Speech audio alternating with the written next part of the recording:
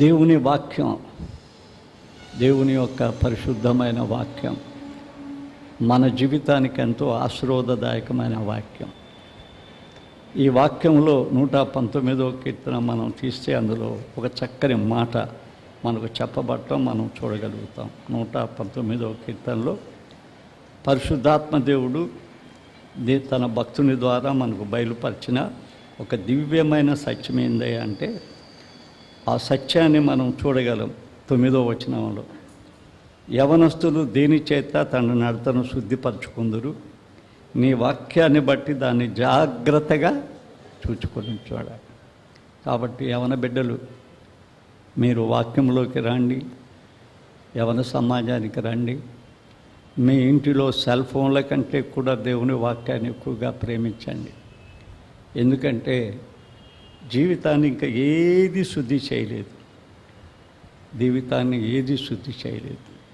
శుద్ధి చేయగలిగింది దేవుని వాక్యం ఒకటే. ఆ వాక్యం మీకు పెద్దలకు కూడా వాక్యం చాలా ప్రాముఖ్యమైంది అని మనం తెలుసుకోవాలి. ఆచారాలు ప్రాముఖ్యం కాదు. లెంట్ డేస్ని ఆచారంగా భావిస్తే అనర్థదాయకం. ఇంకా గొప్ప మాట అనాలి, దేవుడు అంటాడు ఆ మాట. ఆయన ఆచారాలకు కర్త కానే కాదు. ఆయన ఆచారాల్లో పెడితే సైతాను. ఆచారాల్లో పెట్టకూడదు ఆయన ఆచారాలంటే ఇష్టమే లేదు ఆయనకి. యేసుక్రీస్తుని తెలియకుండా చేసే బాహ్య పనులు మీ జీవితానికి ఆశీర్వాదకరమైనవి కావు. ఆత్మీయంగా మీ వాక్యాన్ని లోపలికి తెచ్చుకోండి. ఇంకొక మాట రాసింది చూడండి, 10వ వచనములో, నా పూర్ణ హృదయముతో నేను వెతుకుచున్నాను, నన్ను నీ ఆజ్ఞలు విడిచి తిరగనీయకము, నీ ఎదుట నేను పాపము చేయకుండానట్లు నా హృదయములో నీ వాక్యము ఉంచుకొని ఉన్నాను. ఏముంచుకుంటే మేలు మన జీవితంలో? చెత్త ఉంచుకుంటే మేలా? టీవీ ఉంచుకుంటే మేలా? లేకపోతే ఈ 40 దినాలు ఉపవాసం ఉండి 40 దినాలు అయిన తర్వాత 2 మాంసం, 2 తాగటం, 2 పరిగెత్తటం? ఏం బుద్ధి అది? సైతాను బుద్ధి. నీ హృదయంలో ఏముంటే మంచిది? దేవుని వాక్యం. తల్లిదండ్రులు కూడా నేర్పించండి. తప్పుడు నేర్పి కాకండి తల్లిదండ్రులు. మీకు శిక్ష డబల్. మిమ్మల్ని ముందు దేవుడు మొత్తుతాడు. ఎందుకంటే తప్పుడు బిడ్డలకి నేర్పించకూడదు. దాన్ని ప్రోత్సహించటం అనేది ఎంత అనర్థదాయకం. ఆ కుటుంబంలో సాతానుతో సమానం. ఆ కుటుంబంలో సాతానుతో సమానం. బిడ్డల హృదయాల్లో దేవుని వాక్యం ఉంచాలి. బిడ్డల హృదయాల్లో దేవుని వాక్యం ఉంచాలి. అయిపోయింది మన టైం. ఖచ్చితంగా 9:08 మెసేజ్ ప్రారంభిస్తాను. ముందు టైం ఉంటే ఏదో ఒక విషయం దేవుని వాక్యంలో నుంచి చెప్తాను. శిలువ అనేది ఒక పైశాచిక కార్యక్రమం. కఠినమైంది. ఇది సాతానుడు పన్నిన పన్నగం. శిలువ మీద చనిపోవటం అనేది దైవ నిర్ణయమే, కాదంటానికి లేదు. ఆ శిలువ నుంచి దేవుడు పోకుండా ఉండాలని, తప్పించాలని ఎన్నో పన్నగాలు వేశాడు. శిలువకు పోకుండా చూడాలని. చిన్నప్పుడే చిన్నపిల్లలను చంపేశాడు. యేసుప్రభు కూడా అందులో చచ్చిపోతాడని. గెత్సెమనే తోటలో శోధించాడు. శరీరాశ, నేత్రాశ, జీవపుడమ్మ. తాను కూడా సంపూర్ణ మానవుడిగా, సంపూర్ణ దేవుడిగా ఉన్నాడు. మానవత్వంలో పడికొట్టాలని చూశాడు, చేతగాలేదు. తర్వాత అతను గెత్సెమనే తోటలో కూడా చంపించాడు. ఆయన అరణ్యంలో బాప్టిజం తీసుకున్నప్పుడేమో శరీరాశ, నేత్రాశ, జీవపుడమ్మ. గెత్సెమనే తోటలో ఈ గిన్నె సాధ్యమైతే తీసేయమంటాడు. తాను పొందబోయే శ్రమలు తెలుసు. శిలువ మీద కదా ఒక దొంగతో మాట్లాడతాడు, నువ్వు దేవుని కుమారుడు అయితే కిందకి దిమ్మని. ప్రతి సమయంలో శిలువకు పోకుండా చేశాడు. ఇక శిలువ మీదకి వచ్చినాక ఏం చేశాడంటే పైశాచిక శిలువను ఆయనకు చూపించాడు. దాన్ని ఉగ్రతను చూపించాడు. ఎక్కువగా హింసించడానికి మనుషులను ప్రేరేపించాడు. రొట్టెలు తిని యేసుక్రీస్తు ప్రభును జై అనే వాళ్ళందరూ వ్యతిరేకంగా తిరిగి సాతాను సమూహంలో కలిసిపోయి రాళ్ళేయటానికి, ఉమ్మేయటానికి, ఆయన చెంప మీద కొట్టడానికి వారు పరిగెత్తారు. చూసారా సాతాను ఎలా మానవ సమాజాన్ని వాడుకుందో. ఒక్క నిమిషంలోనే మానవ సమాజాన్ని తన వైపు తిప్పేసుకుంది. అవినీతి పరులుగా, దేవుణ్ణి ఎదిరించేవారిగా, సాతాను స్వరూపులుగా ఆ శిలువ దగ్గర మార్చేసింది. చూసావా?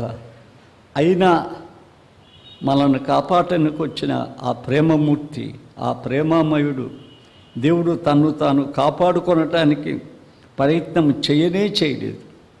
దేవుడు కాపాడుకోవటానికి ఏం ప్రయత్నం చేయలేదు. ఆ శిలువ నుంచి తప్పించుకోవడానికి ఏం చేయలేదు. దాన్ని పదింతలుగా శిక్షను వారు మానవుడు సైతానుడు కలిసి ఎంత హింసించినప్పటికీ ఆయన ప్రేమామూర్తి మన పాప పరిహార్థమై వాటన్నిటినీ భరించాడే కానీ తప్పించుకోవడానికి ఆయన ఎప్పుడు కూడా ప్రయత్నించలేదు. అక్కడ అన్న 2 మాటలు మనం గుర్తు చేసుకుందాం. ఒకటి, లూకాసు వార్త 23:25 ఏమంటాడంటే, వీడు ఇతరులను రక్షించను, వీడు దేవుడు ఏర్పరచుకున్న క్రీస్తు అయిన ఎడల తను తాను రక్షించుకునునని అపహాసించిరి. చూసారా వాళ్ళ అపహాస్యం? ఏమంటారు ఆయన్ని? వీడు అంట. చూసారా? కొంతమంది మనల్ని కూడా అంటారు కోపం వచ్చినప్పుడు పెద్ద చిన్న ఉండదు, మాకు చాలా రోతగా మాట్లాడతారు, దాని ప్రతిఫలం అనుభవిస్తారు. యేసు ప్రభువుని కూడా ప్రతిఫలం అనుభవించారు. వీడు వీడు వీడు ఆయన చేసిన మహాపకారాలు, ఆయన చేసిన అద్భుతాలు, ఆఖరికి ఆయన ఏమంటారంటే వీడు రక్షించిన, వీడు దేవుడు ఏర్పరచుకున్న క్రీస్తు అయిన ఎడల తను రక్షించుకున్నని అపహాసించిరి. తర్వాత మత్తయి 27:42 ఏమంటాడో చూడు. ఇశ్రాయేలు రాజు కదా, ఇప్పుడు శిలువ మీద నుండి దిగిన ఎడల నమ్ముదుము అంటాడు. నువ్వు ఇశ్రాయేలు రాజువు కదా, ఇప్పుడు నువ్వు శిలువ మీద ఉండి దిగితే మేము నమ్మేస్తాం, మేము నమ్ముదాం అంటారు. ఇలా ఆయనని చాలా విసిగిస్తారు. మనుషుల తలంపులు, మనుషుల భావాలు, మనుషుల ఐక్యత, చెడుదానికి మనుషులు ఎక్కువ ఐక్యత అయిపోతారు. ఇవంతా ఏం చేసినాయి అంటే క్రీస్తు అప్పగించడానికి, క్రీస్తుని సిలువ వేయడానికి ప్రారంభం చేశారు. చూసారా? ఆ మేడగది మనం చూస్తే ఆ మేడగదిలో నిర్గమం ఆచరిస్తున్నారు వాళ్ళు. అది క్రొత్త నిబంధన రక్తంగా మార్చేశాడు యేసు ప్రభు. ఇది మీ కొరకు చిందించిన నా రక్తం అంటాడు. ఆ రాత్రి సౌందర్యపు పాటలు పాడతారు, మంచిగా దేవుడిని స్తుతిస్తారు, గణపరుస్తారు. ప్రభా ఎంత చక్కగా అందరు కలిసి ప్రభురాత్రి భోజనం తీసుకుంటారో, ఎంత చక్కగా తీసుకుంటారు. ఈనాడు అది కూడా చాలా ఒక ఆర్భాటం, అనేక మందిని కూర్చటం, అనేక మంది అక్కడికి వెళ్ళటం, దాని యొక్క ఔన్నత్య స్థితి ఎంత పెద్దదో చూపుతున్నారు, కానీ ఆత్మీయ స్థితిని స్తంపేస్తున్నారు. దాన్ని అది అపరాధిగా తీరుస్తాననేది మర్చిపోయింది. అది వ్యక్తిగతమైంది. అది ఎలాంటిదంటే పరీక్షించుకోవాలా, మనల్ని మనం ఏం చేయాలా, దేవుని జ్ఞాపకం చేసుకోవాలా, దేవుని కోసం తీసుకోవాలా. మనుషులు దానికి రెడ్ కాకూడదు. అందుకే అపోస్తులైన పౌలు అంటాడు, ఇది ప్రభువు నాకు ఇచ్చింది అంటాడు, సంఘానికి ఇచ్చింది. అది చెరిపేస్తున్నారు చాలామంది. అలా చేశారు ఆ దినం కూడా. అక్కడి నుంచి పాటలు పాడుకుంటూ గెచ్చమని తోటకు వచ్చారు. ఆ గెచ్చమని తోట దగ్గర హాయిగా నిద్రపోయారు. చూసారా? ఆ రాత్రి ప్రభువులు తీసుకున్న వాళ్ళందరూ ప్రార్థనలో ఉండలేక నిద్రపోయారు. అక్కడి నుంచి కూడా పాటలు పాడుకుంటూ వచ్చారు. వచ్చి ఏం చేశారో తెలుసా? యేసు ప్రభువుని పట్టుకున్న తర్వాత వారందరూ పారిపోయారు. ఒక్కడు నిలిచాడు, అందరూ పారిపోయారు. చూసారా? మంచి సౌందర్య ఆరాధనలో సుందరుడైన యేసుక్రీస్తుని అప్పగించేశారు శిలువకి. ఎవరు అప్పగించింది? ఆయనతో ఉన్నవారు సైతం ఆయన కోసం ఏమాత్రము త్యాగం చేయలేకపోయారు. ఈనాడు కూడా యేసుక్రీస్తు ఉన్నవారు కూడా సాతానుతో చేయగలుగుతున్నారు. అవసరాలు వచ్చినప్పుడు, మనుషులు కావాలన్నప్పుడు చేతులు కలిపేస్తున్నారు. వ్యక్తిగతంగా ఒంటరిగా ఉండటానికి ఇష్టపడటానికి సమూహంలో ఉండాలనుకుంటున్నారు. సిలువలో రాళ్ళేసిన సమూహంలో జారబోతున్నాం. అలాంటి స్థితి ఆనాడు కూడా ఏర్పడింది, ఈనాడు కూడా ఏర్పడింది. పోయినసారి మనం వర్షం వలన చాలామంది రాలేకపోయారు. పోయినసారి మూడింటిని క్లుప్తంగా జ్ఞాపకం చేస్తా. ఒకటి ఏంటంటే 1 కొరింథీ పత్రిక 1:17-18 మనం చదివితే, సిలువను గూర్చిన వార్త నశించుచున్న వారికి వెరితనం, రక్షించబడుతున్న మనకు దేవుని యొక్క శక్తి అయి ఉంది. వెరితనం అంటే ఏంటంటే ఇప్పటికి కూడా సిలువేస్తున్నారు, ఇప్పటికి కూడా సిలువ శత్రువులు ఉన్నారు. ఫిలిప్పీ పత్రిక 3:19-30 వరకు ఇంట్లో చదివితే, వారి కడుపే వారికి దేవుడు. కడుపు కోసం వాళ్ళు ఎక్కడైనా ఏ చేష్టాలైనా పడతారు, ఏ డబ్బులైనా తెచ్చుకుంటారు, యేసుక్రీస్తునైనా అమ్మేస్తారు.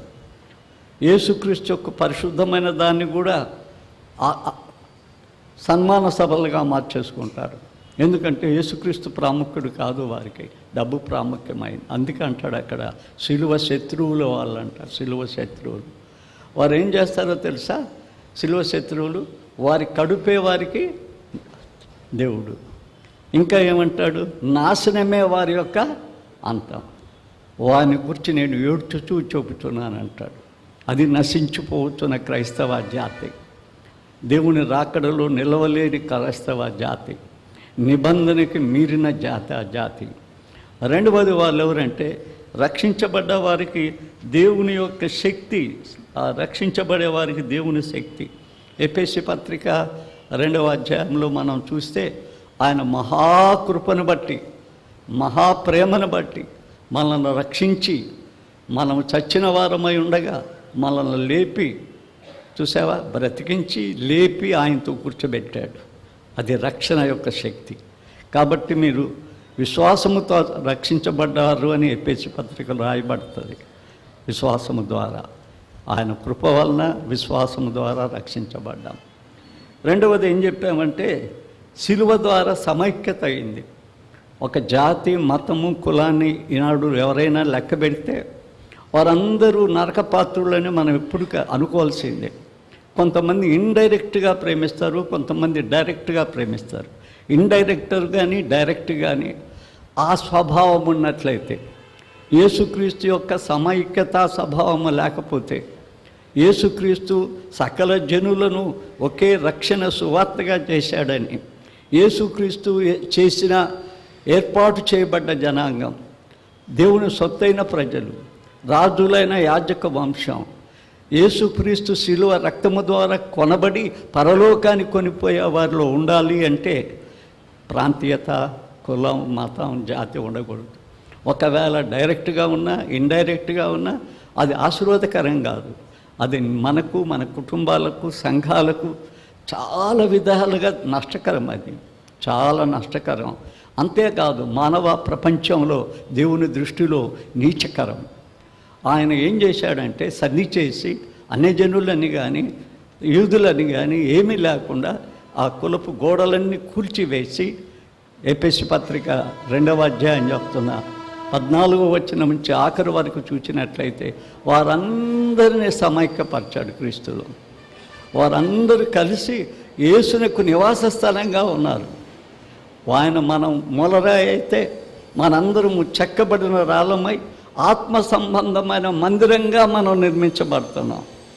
ఆత్మ సంబంధంగా మందిరంగా నువ్వు లేకపోతే, ఆ మందిరములో నువ్వు ఒక రాయి కాకపోతే ఇసిరి వేయబడిన రాయి అవుతావు.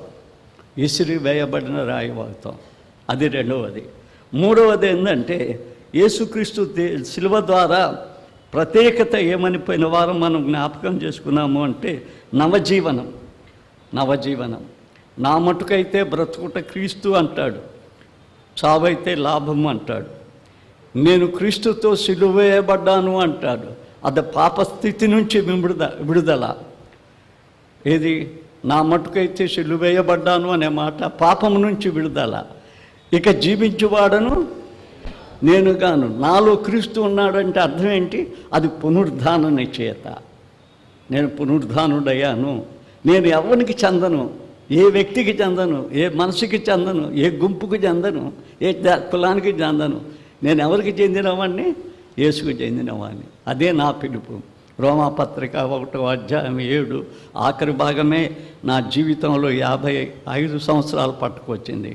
ఏంటి అంటే, మీరు వారిలో ఉన్నవారై యేసుక్రీస్తు చేత పిలువబడ్డవారు. నేను పిలువబడ్డవారినే కానీ ఏ సంఘానికి సంబంధించిన వాడిని కాదు. అది నా పూటకుల్లు అంతే. అది నా పూటకెళ్ళి, అది నా రక్షించబడినప్పటి నుంచి నా నినాదం, నా సేవ, దాన్ని పట్టుకుని నేను అన్ని సంఘాల్లో సిఎస్ఐ, లూథరన్, బాప్టిస్ట్ అన్ని సంఘాల్లో పనిచేశా. అన్ని సంఘాల్లో క్రీస్తు కొరకు మనుషులు ఉన్నారు, సైతాను కోసం మనుషులు ఉన్నారు. క్రీస్తు కొరకున్న మనుషులను బలపరచడానికి ప్రభువు నన్ను చక్కగా వాడుకున్నాడు అని చెప్పడానికి ఏమాత్రం సందేహం లేదు, ఏమాత్రం సందేహం లేదు. కాబట్టి మనం ఒక కొత్త పురుషులం, మనం ఒక కొత్త వ్యక్తులం. స్త్రీలింగం లేదు పరలోకంలో, మనందరం ఒక కొత్త పురుషులం. ఈరోజు కూడా 3 చూడబోతున్నాం. ఒకటి ఏంటంటే, శిలువ యేసు యొక్క విమోచన క్రయధనం చెల్లించటం. శిలువలో యేసు ఏం చేశాడంటే విమోచన క్రయధనాన్ని చెల్లించాడు. ఇప్పుడు చదివాం ఆ భాగాన్ని, మళ్ళా తిరిగి చదువుకోవాల్సి వస్తుంది. మనం మత్తయి సువార్త 20వ అధ్యాయము 28వ వచనంలో ఇట్లా రాస్తాడు, అలాగే మనుష్య కుమారుడు పరిచర్య చేయుటకు రాలేదు, కానీ పరిచర్య చేయుటకును అనేకులు ప్రతిగా విమోచన క్రయధనముగా తన ప్రాణమును ఇచ్చుటకు వచ్చాడు. తన ప్రాణమునే మన కొరకు ఇవ్వటానికి వచ్చాడు. విమోచన క్రయధనం, విమోచన క్రయధనముగా తన ప్రాణం ఇవ్వటానికి వచ్చాడు. అంటే ఏంటి అంటే, మనల్ని విమోచించటానికి కోసం తన యొక్క జీవితంలో ప్రాణాన్ని క్రయధనముగా ఉంచటానికి యేసు ప్రభు ఈ లోకానికి వచ్చాడు. ఈ విమోచన అనే మాటకి ర్యాన్సూమ్ అంటారు, అంటే విడుదల కలిగించటం. ఒకసారి ఒక బానిసను చాలా శ్రమతో, చాలా కష్టంతో, కొరడాలతో కొట్టి హింసించి ఏవేవో పనులు చేయిస్తున్నాడంట, చేయకూడని పనులన్నీ చేయిస్తున్నాడంట. ఆ దారిని ఒక బాటసారి పోతున్నాడు. చూసి, అయ్యా నువ్వు మానవత్వం కలిగిన వాడివి కదా, వాడు మానవుడే కదా, అలా నువ్వు హింసిస్తే ఎట్లా అంటే నా బానిస వాడు అన్నాడంట. నీ బానిస అయి ఉండొచ్చు కానీ మానవుడు కదా, నీతోటి మానవుడు కదా వాడు. మానవుడు అనకుండా హింసించుతుంటే అలా నేను $150 ఇచ్చి కొన్నాను వాడిని, నా ఇష్టం, వాడు ఏమైనా చేస్తా. అప్పుడు అన్నాడంట, నేను విమోచిస్తా, ఇప్పుడు $200 ఇస్తా, ఇచ్చేసేయని వదిలేశాడంట. వదిలేస్తే ఆ సేవకు ఆయనతో పోతూ ఉన్నాడంట. ఆయన ముందు పోతున్నాడు, ఈయన వెనక పోతున్నాడు. సేవకుడు తిరిగి చూసి, ఏం బాబు వస్తున్నావు అంటే, నువ్వు $200 ఇచ్చావు కదా, ఇప్పుడు నువ్వు చెప్పిన పనే నేను చేయాలి కదా, నీకు నేను దాసుని కదా అన్నాడంట. నో, విమోచించా, నీకు స్వేచ్ఛ, నీకు స్వతంత్రం, మానవత్వంతో బతుకని వదిలేశాడంట. అట్లే కల్వరిలో మనకు జరిగింది. ఆయన క్రయధనాన్ని ఇచ్చి కొని మన స్వేచ్ఛను ఆయన నిర్వహించాడా, తీసేశాడా? తీసేయలా. స్వేచ్ఛగా బతకడానికే ఇచ్చాడు. కానీ ఈ స్వేచ్ఛకు హద్దు ఉండాలా. ఈ స్వేచ్ఛకు హద్దు లేకపోతేట అనేకులు కావాలని గుంపులు సైతాన్ గుంపులని గుర్తేట, అనేకుల్లో మనం కలిసిపోతేట. మనం ప్రత్యేకించబడ్డ జనం కదా, ప్రతిష్ఠించబడ్డ జనం కదా. దేవుణ్ణి వ్యాపారం చేసే వాళ్ళతో, దేవుణ్ణి ఆడుకునే వాళ్ళతో, దేవుణ్ణి ఒక గోట వస్తువుగా చేసుకునే వాళ్ళతో, అపహాసకులతో, దేవుని మందిరాల్లో అపహాసాలు చేసి బూట్లు వేసి నడుచుకొని ఇష్టం వచ్చినట్టు చేసే వాళ్ళతో మనం కలిసిపోతే మన జీవితాలు ఏమన్నా ప్రత్యేకత ఉందా? స్వేచ్ఛకు ఒక హద్దు ఉండాలా, స్వతంత్రానికి కూడా సంఖ్యలు ఉండాలి. కొన్ని మనం చేయకూడదు. ఎందుకంటే మనల్ని కొన్నవాడు నమ్మదగినవాడు. అంత మాత్రమే కాకుండా మనల్ని కొనిగినవాడు ప్రేమ హృదయం కలిగినవాడు, అనంతమైన ప్రేమ గలవాడు. ఆయన చెప్పినట్టు చేయమని మనం చేయటానికి ఆయన దాసుడిగా మనల్ని కొనలేదు. ఆయన ఎవరిగా కొన్నాడు మనల్ని? తన కుమారులుగా, తన బిడ్డలుగా మనల్ని కొన్నాడు. ఎంత కృతజ్ఞత కలిగి ఉండాలో మనం. కలువరి సిలువలో మనల్ని కొంటే మళ్ళీ చేసే ఆ పనికి మళ్ళీ చేష్టాలన్నీ ఏంటి? చేష్టాలు సాధారణీయమైనవి, ఆరాధన దేవుని సంబంధమైందంటే ఎలా దానికి అర్థమైంది? ఎవరి బిడ్డలు నువ్వు? సైతాను బిడ్డవా, దేవుని బిడ్డవా? నీ శాస్త్రాలు నా శాస్త్రాలన్నీ దేవుని స్వరూపం. మనం మాట్లాడే ప్రసంగాలు పాటలన్నీ కూడా క్రీస్తు స్వభావం. మనం నటించే నటనంతా వేషధారతరం. ఆయన చూచే దేవుడు, నీ హృదయాన్ని నా హృదయాన్ని పరీక్షించే దేవుడు. ఆయన నిన్ను విడుదల చేసి స్వేచ్ఛగా వదిలాడు, కానీ ఆ స్వేచ్ఛలోనే ఆయన గణపరచాల, ఆయన వారంగా జీవించాల, ఆయన కొరిన వారంగా జీవించాల అనేది మనం తెలుసుకోవాల్సిన వారం ఉన్నాం, మనం నమ్మవలసిన వారమై ఉన్నాం. పోయిన వారమే చూసాం మనం, మళ్ళీ ఈ వారం చూడవలసి వస్తుంది. బైబిల్ ప్రతిసారి చూడవలసి వస్తుంది. బైబిల్ మనకు ఎందుకు రాయబడిందంటే ఒక్కోసారి చూసి బైబిల్ మూసేయటం, కొట్టేయటం, పాఠ పుస్తకంలాగా తీసేయడానికి లేదు. ఇది జీవితకాలం చూడాలి. దీన్ని మనం చూస్తామా? పోయినసారి చూసింది 5వ అధ్యాయం ప్రకటన గ్రంథం. ఏమంటాడో తెలుసా?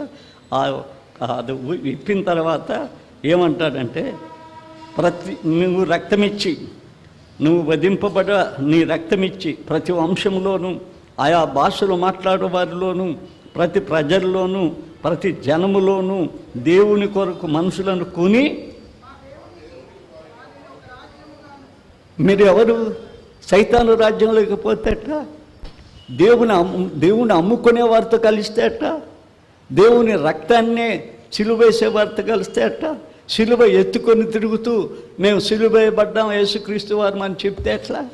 సిలువక్క సునాదం అప్పగింపబడిన రాత్రి ఆశాస్పదంగా, ఎగతాళిగా కదా, తమాషగా అది ఒక వేడుకగా చేయగలిగితే ఎట్లా? అది వేడుక కాదు కదా, అది పశ్చాత్తాపవలసిన గడియ, అది మనల్ని మనం దేవుడికి అప్పగించుకోవాల్సిన గడియ. ఆ యొక్క నిబంధన రక్తాన్ని కార్చితే కన్నుటి నీరు పెట్టుకోవాల్సిన సమయంలో ఆనందంగా ఎగరగలిగే స్వభావం ఎలా రాగలుగుద్ది మనకు? మన రాజులమైన ఆయన సమూహం కదా, మనం ప్రజల సమూహం కాదు. మనం ప్రజల సమూహం అంటే లోకంలో కావాల్సినంత సమూహాన్ని కట్టుకోగలం. దేవుని పిలిపెట్టే మీద నేను చెప్తున్నా. నేను చేసిన నా సేవాకాలంలో నేను మాట్లాడిన స్థలాల్లో, ఆంధ్రప్రదేశ్ అంతట్లో, తెలంగాణ, ఇతర దేశాల్లో ఎన్నో చర్చిలు కట్టగలిగిన వాడిని కాదు. అది నాది కాదు. నాకు యేసు కావాలంటే, ఆయన యేసు రక్తంతో నేను విమోచించబడ్డా. నా అవసరతలు ఆయన తీర్చగలుగుతాడు. ఆయన ప్రేమించేవారం, ఆయన నమ్ముతాం మనం. ఆయన రాజవాసులం మనం. పనికిమాలని వీళ్ళతో జైకిచ్చుకోవటం అంటే ఆయన మనల్ని చేసుకొనని పనికిమాలని. దినాలు చాలామంది చర్చలు మనుషులకు చప్పట్లు కొడుతున్నారు, దేవునికి చప్పట్లు కొడుతున్నారు. వీళ్ళు సైతాను మనుషులు. అటు మనుషులు కొట్టగలరు, ఇట్లా దేవుడికి కొట్టగలరు. అంటే వాళ్ళు రెండింటికి కొట్టగలరు. రావడికి చెడిపోయిన మనుషులు, నోటిలో నుంచి ఊయబడ్డవారు. ఆఖరికి లౌదోయ సంఘాన్ని ఏం చేస్తాడో తెలుసా దేవుడు? నీవు నోటిలో నుంచి ఊయబడతావు. 2 ప్రవాహాల మధ్య ఉన్నావు. 2 ఉన్నాయి నీళ్ళు. ఇట్లా చల్లగా లేవు, అట్లా వెచ్చగా లేవు. 2 కలుపుకొని పోవాలనుకుంటున్నావు. నిన్ను ఊసివేస్తాడు. భద్రం బిడ్డ, నీవు నేను ఆయన రక్తం చేత విమోచించబడ్డాం. ఆయన రాజవాసులముగా చేయబడ్డాం. ఆయన సింహాసనం దగ్గరికి వెళ్ళటానికి అర్హులంగా ఉంటాం. కాబట్టి మనం ఖచ్చితంగా దేవుని చేత రక్షించబడ్డాము అనే సంగతి మనం తెలుసుకోవాలి. పాత నిబంధన నుంచి కూడా ఈ విషయాన్ని కనిపెడుతున్నారు. చూద్దాం ఒకసారి. యోబు గ్రంథానికి పోదామా? యోబు గ్రంథంలో ఏం రాశాడో చూడండి. ఆయన పాప సహితుడు కాదు, పాపరహితుడిగా వచ్చాడు. 14వ అధ్యాయంలో ఏమంటాడు? స్త్రీ కనిన నరుడు కొద్ది దినములు వాడై మిక్కిలి బాధనందును. పువ్వు వికసించినట్లు వాడు పెరిగి వాడిపోడా? చాలామంది ఈ లోకంలో ఉంటానని దేవుని దోచుకుంటున్నారు, మనుషుల్ని దోచుకుంటున్నారు. వాళ్ళు వాడిపోతారు. తర్వాత నీడ కనపడకపోవునట్లు వాడు నిలవక పారిపోవును. చూసారా? ప్రసంగి చూస్తారా? మన పేర్లే మర్చిపోతాయంట. కొంతకాలమైనాక మన పేర్లు ఎక్కడ మర్చిపోతాయంట. తర్వాత అట్టివాని మీద నీవు కనుదృష్టి ఉంచి ఉన్నావు, తీర్పు నొందుటకై నన్ను నీ ఎదుట రప్పించి ఉన్నావు. పాప సహితుడు నుండి పాపరహితుడు పుట్టగలిగితే ఎంత మేలు అంటాడు. నేను పాపంలోనే ఈ గతికి వచ్చింది, నాకు పాపరహితుడిగా పుట్టగలిగితే ఎంత మేలు అంటాడు. వెంటనే ఇంకొక మాట చూడండి. అలాగో ఎవడు పుట్ట నేరడేమో అంటాడు. నరుల ఆయుష్కాలం పరిమితి గలది, వారి నెలల సంఖ్య నీకు తెలిసే ఉన్నది. అది మనం అందరం తెలుసుకోవాలా. రెండవది ఇంకోటి కూడా తెలుసుకోవాలా. ప్రసంగి 7లో ఆయుష్కాలానికంటే ముందు నువ్వెందుకు పోతావురా బుద్ధిహీనుడిగా అంటాడు. బుద్ధి తక్కువ వాడికి ఎందుకు పోతావు, నీ ఆయుష్కాలం జాగ్రత్తగా ఉండమంటాడు. ఇక్కడ పాపరహితుడు ఆయన, పాపరహితుడు కాదు, పాప సహితుడు. సహితునిలో నుండి యేసుప్రభు వచ్చాడు. పాప సహితుల్లో నుండి యేసుప్రభు ఈ భూలోకంలోనికి వచ్చాడు. అందుకే కన్య గర్భవతి కుమారుణ్ణి కన్నది. ఆయనలో ఏ పాపము లేదు. ఏ పాపము లేని దేవుడు ఏం చేశాడు అంటే మానవుల పాప పరిహార్థమై తన రక్తాన్ని ఇచ్చాడు. ఆయన ఒక్కరి కొరకు కాదు, ఈ ప్రపంచమంతా శాంతి పడటానికి ఇచ్చాడు. మొదటి యోహాను 2వ అధ్యాయం 2వ వచనం చూడండి. మన కోసం, నెల్లూరు వాళ్ళ కోసమే ఆయన రక్తం కార్చాడా? నెల్లూరు సంఘం కోసమే రక్తం కార్చాడు ఆయన. నెల్లూరు సంఘాన్ని శాంతిపరచడానికి కాదు. 1వ యోహాను 2:2 ఆయనే మన పాపములకు శాంతికారి అయి ఉన్నాడు. మరి మన పాపములకు మాత్రమే కాదు, సర్వలోక పాపములకు ఆయన శాంతికారుడు. ఒక జాతికి మతానికే కాదు, సర్వలోక పాపానికి ఆయన శాంతికారుడు. ఈ విశ్వాసం నీకు లేకపోతే సైతాను విశ్వాసం నీకుంది. నా కోసమే, మా ఇంటి వాళ్ళ కోసమే, మా ఊరు కోసమే, మా కులం కోసమే అనుకుంటే అదంతా కూడా సాతాను సంబంధం. ఆయన సర్వలోకం కోసం శాంతికారుడిగా వచ్చాడు. ఈ భూలోకంలో ఉన్న సర్వ సన్నిధి ఏదంటే దేవునిదే. 87వ కీర్తన మనం చూస్తే ఎంత మంచి మాటలు రాస్తారో తెలిసే. 87వ కీర్తనలో ఇతర వంశీయులను గురించి కూడా ఎంత చక్కగా రాస్తాడో చూడండి. ఏమంటాడు? దేవుని పట్టణమా అంటాడు. మనుషులు నిన్ను గురించి మీకు గొప్ప సంగతులు చెప్పుకుందరు. 3వ వచనం చదివా, 87:3 చదివా, 4 చదవబోతున్నా. రహాబు ఐగుప్తు బబులోను నాకు పరిచారకురాలని నేను తెలుసుకొచ్చున్నాను. ఫిలిష్తీయులు తూరు కూషాను చూడుము, వీరు అచ్చట జన్మించి ఉందురు. ప్రతి జనము దానిలో జన్మించుదురని సర్వోన్నతుడు తానే వారికి స్థిరపరచునని సియోనును గురించి చెప్పుకుందరు. ఆఖరికి అంటాడు, మా ఊటలన్నీ నీ అందే ఉన్నాయి. అందరి ఊటలు, సర్వలోకం రక్షించబడ్డ ఊటలన్నీ కూడా యేసులోనే ఉన్నాయి.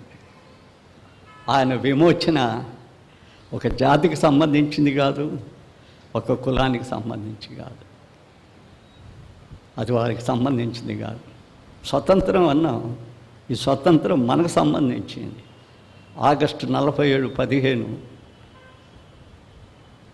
కదా, మనం ఇంగ్లాండు వారి కబంధ హస్తంలో నుండి స్వేచ్ఛగా విమోచించబడ్డాం కదా. ఇప్పుడు ఎక్కడున్నామో తెలుసా? ధనిక వర్గము చేతిలో ఉన్నాం. ఇంకా మనకు స్వేచ్ఛ రాలేదు. ఇంకా మన శరీర స్వేచ్ఛ ధనిక వర్గం చేతిలో ఉంది.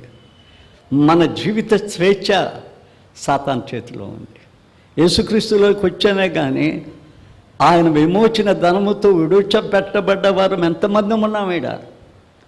యేసుక్రీస్తు భావన కలిగిన వారు, నేను ఆయనలో శాంతికరుణ్ణి, నేను ఆయన చేత విమోచించబడ్డా, నేను అన్నిటిని ఛేదించా, నాదొక ప్రత్యేక జనాంగం, నేను దేవుని బిడ్డను, నాదొక ప్రత్యేక రాజ్యము అని చెప్పగలిగిన వారు, గుండెల మీద చెయ్యేసుకుని చెప్పగలిగిన వారు మన సంఘములో ఉంటే అది ధన్యకరమైంది. లేకపోతే అది ధన్యకరమైంది కాదు. నువ్వెక్కడికి వెళ్తావో నీకు తెలియకపోతే ఇంక క్రీస్తు ఎందుకు నీకు? ఈ లోకంని ఆట ఆడితేట బహుభయంకరం అది. రెండవది, ఇంకా శిలువ మీద ఏం జరిగిందంటే క్షమాపణ బహుకరించాడు. క్షమ అనేది న్యాయానికి విరుద్ధమైనది. తప్పు చేసిన వాడిని క్షమించుట అనేది ధర్మ విరోధం. కాకపోతే అక్కడ ఒక న్యాయం ఉంది. ఈయన జననం నాకు కొంచెం నోరు నత్తి, సబ్స్టిట్యూషనరీ డెత్. తను తాను ఇతరుల కొరకు ప్రాణం పెట్టాడు.